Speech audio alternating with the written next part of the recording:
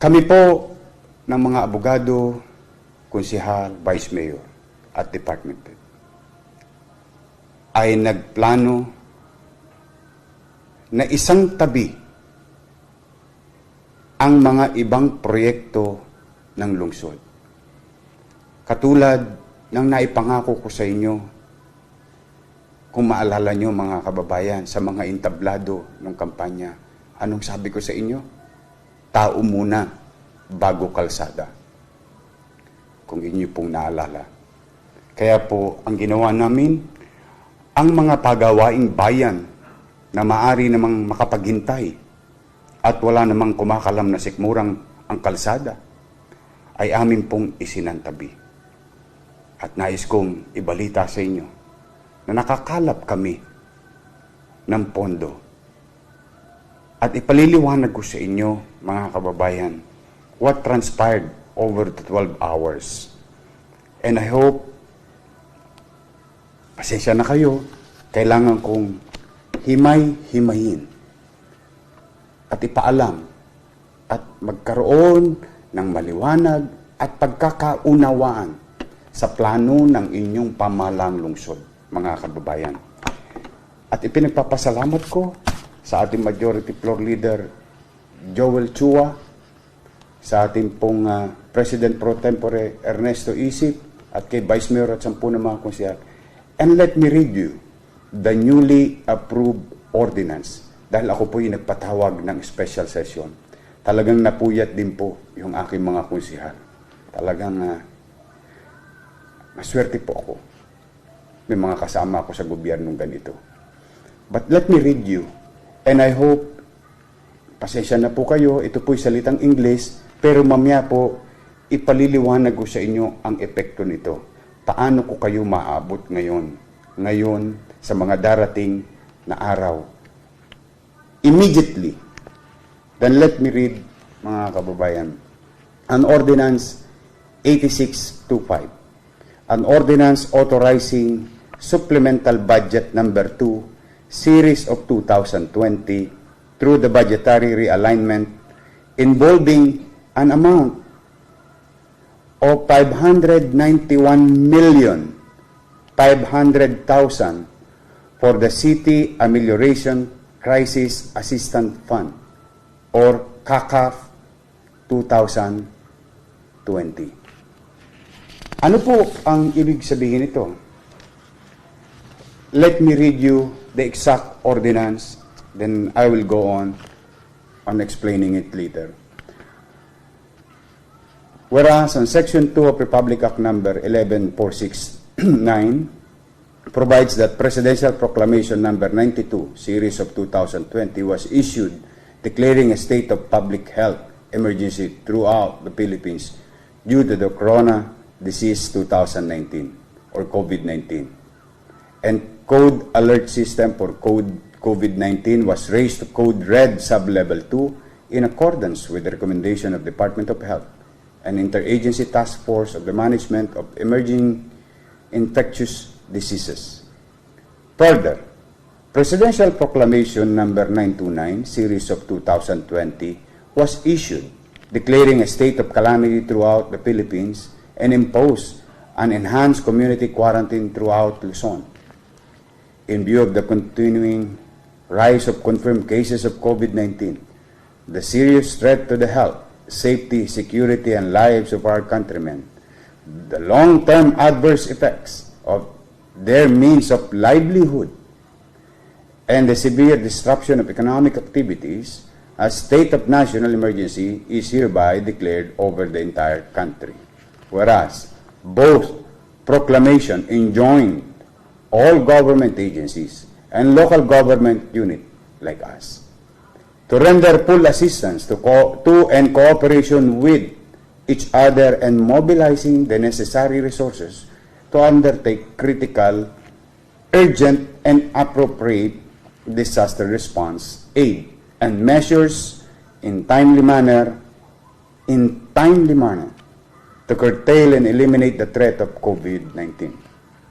Whereas, in the same law, the President is empowered to ensure that all local government units are acting within the letter and spirit of the rules, regulations, and directives issued by the national government pursuant to the said law, and are implementing standards of community quarantine consistent with what the national government has laid down for the subject area, while allowing the LGU to continue exercising their autonomy on matters undefined by the national government or are within the parameters it has set, and are fully cooperating towards the unified, cohesive, and orderly implementation of the national policy to address COVID-19. Section 4, close parenthesis G of Republic Act 11469. Whereas the Local Government Code states that a supplemental budget may also be enacted in times of public calamity by way of budgetary realignment to set aside appropriation for purchase of supplies and materials or payment of services which are exceptionally urgent or absolutely indispensable to prevent imminent danger to or loss of life or property in the jurisdiction of the local government unit or in other areas declared by the President in a state of calamity. Such ordinance shall clearly indicate the source of funds available for appropriation as certified under oath by the local treasurer and local accountant, attested by the local chief executive, and various items of appropriation affected and reasons for change. Section 321 of Republic Act 7160.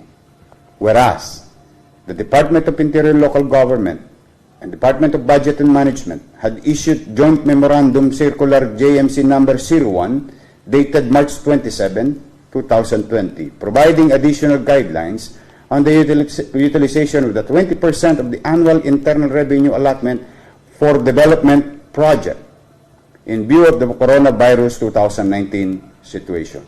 Whereas, consequently, the following policies, guidelines were provided for the local government unit to comply to it. 2.3. Ito po yung ating mga pinagkuunan ng basihan. All COVID-19 related expenses to be funded by the LGU should be part of the respective approved AIP. In case the COVID-19 related expenses are not among those included in the approved AIP, the Local Development Council shall prepare a supplemental investment program for the purpose to be approved by the local sanggunian, which inaprubahan po kanina. 2.4, in case LGU opt to realign their existing PPAs under the 20% development fund, including continuing appropriation from previous years, 20% development fund for COVID-19 related expenses as authorized under this JMC. The LGUs concerned shall effect changes in the respective annual budgets through the following. A. Changes in annual budgets through the supplemental budget in accordance with Section 321 of the Code and Article 417 of its IRR as amended by the Administrative Order Number 47 Series of 1993. Whereas, today was called, the City Council was called by yours truly, for the purpose of approving Resolution Number 2 Series of 2020 of the Executive Committee of the City Development Council entitled, A Resolution Approving the Amendment of the Annual Investment Program, Issuance of Supplemental Investment Program for 2020 in relation to the creation of the City Amelioration Crisis Assistance Fund, or CACAF, in support of the financial assistance to the residents of the City of Manila of 1,000 pesos per beneficiary for the total of 591,500,000. Ipaliliwanag ko po yan mamaya. Whereas the supply of basic commodities has been scarce due to the high demand and production challenges causing the difficulties in the immediate distribution of relief goods to the entire population of the city of Manila. Now, therefore, be it ordained by the City Council of Manila in session assembled that Section 1, mga barangay chairman ha, mga barangay official, mga mamamayan, pasensya na po kayo. Gusto ko lang maliwanag tayo. Ha? Section 1, this ordinance shall be known as City Amelioration Crisis Assistance Fund, CACAF 2020.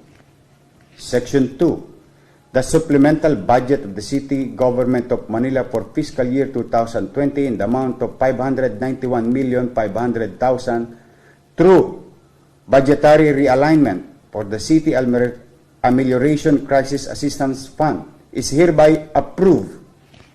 Section 3, sources of fund. The sources of fund for the supplemental budget in total amount of 591,500,000 shall be derived from the following sources: Office of the Mayor, maintenance and other operating expenses, 200 million. Manila Department of Social Welfare, MOE, 124 million. City Development Fund, 20% of City Development Fund, 265,500,000.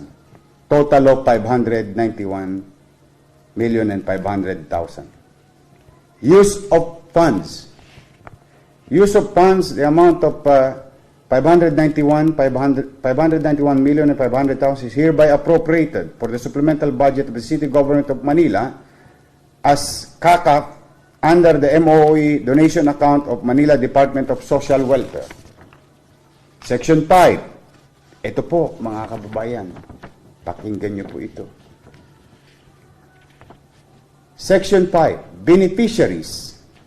The amount of 1,000 pesos per beneficiaries shall be given to the barangays identified beneficiaries as financial assistance to be distributed in 896 barangay in the city of Manila to cushion the effect of COVID-19 crisis and to enable the people of Manila to purchase much needed food and supplies for their survival.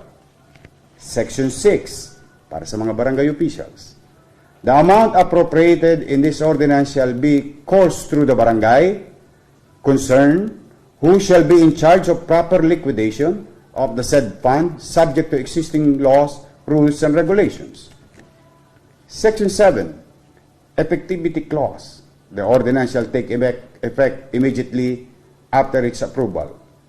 This ordinance was finally enacted by the City of Manila April 5, today, 2020, signed Maria Sheila Hani Lacuna Pang, Vice Mayor and Presiding Officer, and yours truly as your Mayor. Pinirmahan ko na po ang bagong batas. Yun po, narinig po natin yung pong batas, yung pong ordinansa na pinasa po ng Konseho po ng Maynila. Binasa po ni Yorme ng buong buo para po syempre yung sa mga nakakaintindi, maging klaro po sa kanila yung pong sa legal ba, sa legal na aspeto po nung pong ginawa po nila, yung pag-realign po ng pondo. Of course, napakalaking pera po niyan, 591 million, and syempre hindi naman po basta-basta na maisipan lang, ay itong pera to kukunin ko dito, lilipat ko dito. Syempre kailangan pong i-justify yan, kailangan pong ipasa po ng Konseho po yan, at yun na nga po, buti po maayos at nakakatulong po ni Yorme yung pong Konseho po, and mabilis po nilang naipasa po ito. Tama naman po, tama naman ang logic behind this. Aanhin mo yung mga pagawaing bayan ngayong taon kung yung mga mamamayan mo ay nagugutom, naghihirap, walang makain, at risk na magkasakit. So kailangan po talaga bawat tulong po, and malaking tulong po yan sa pagbigay ng ayuda sa mga mamamayan po ng Maynila. So maraming salamat po ulit sa Konseho sa pagpasa po nitong ordinansa na to, and makita po natin yung implementation nito this week. Okay guys, thank you very much po. See you po sa next video po natin. Pilipinas, God first. Bye bye guys.